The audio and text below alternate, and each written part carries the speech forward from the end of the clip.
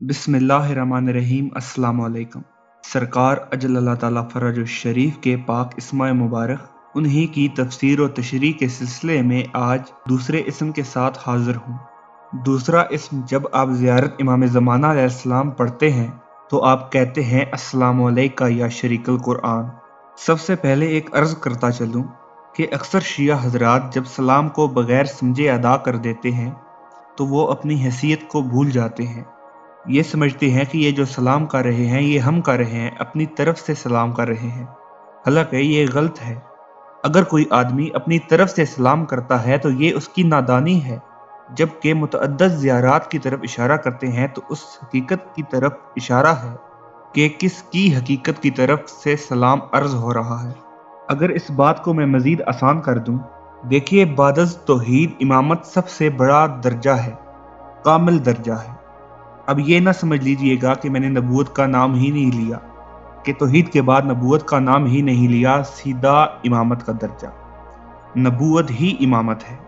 हज़रत इब्राहीम अलैहिस्सलाम ने खाने खुदा की जब बुनियादें बुलंद की, अल्लाह के घर को तामीर किया, तो उसके बदले में परवरदिगार ने उन्हें लोगों का इमाम बनाया।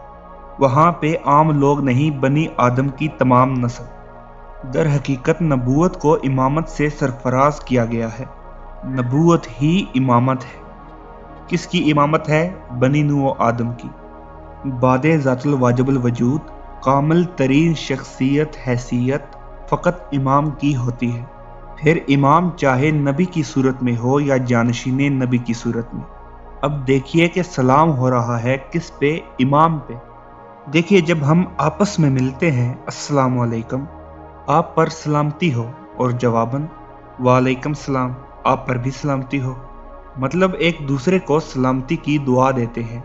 इसका मतलब है कि हमारी ज़ात से बढ़कर वो दुआ है जो हमें कायम रहने के लिए, ज़िंदा रहने के लिए दूसरा बंदा हमें दुआ देता है। अब आपको समझ आई। अब खोलें इस हकीकत को।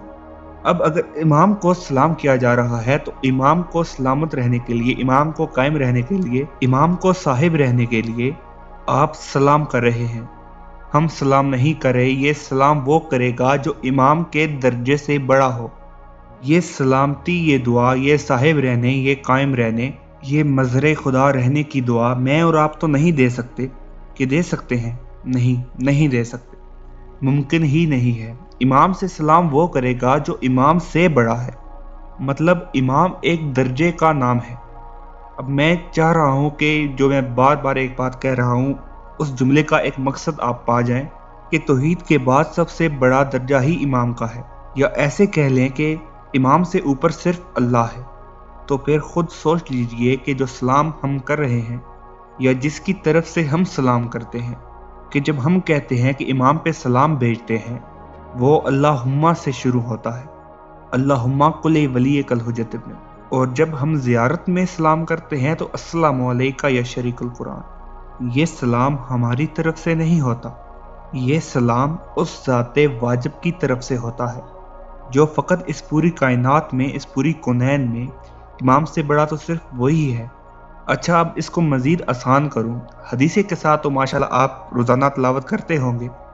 अब हदीस क़िसा में हज़रत जब्राईल अलैहिस्सलाम अल्लाह के हुक्म से जब तशरीफ़ लाए, सरकारे मआब से इजाज़त तलब की और उसके बाद आपने सलाम पहुँचाया। आपको वो जुमले याद हैं? इन अल्लाह यकरकस सलाम। अल्लाह आपको मुखलिस कर रहा है सलाम से। यानी जब्राईल अलैहिस्सलाम ने खुद सलाम नहीं किया, खुद सलाम कर ही नहीं सकते। किसकी तरफ से सलाम किया? अल्लाह आपको मुखलिस कर रहा है सलाम से, सलाम की तरफ। साबित ये करना चाह रहा था कि इनकी तरफ सलाम होता है अल्लाह की तरफ से। हम परवरदिगार से कहते हैं कि इन पर सलामती करे। मतलब इन पर सलाम वही करता है जो खुद इनका खालिक है। इन पे सलाम वही करता है जो इनका बनाने वाला है। इन पर सलाम वही करता है जिसने अपने ज़ात के इजहार के लिए इन 14 को बनाया।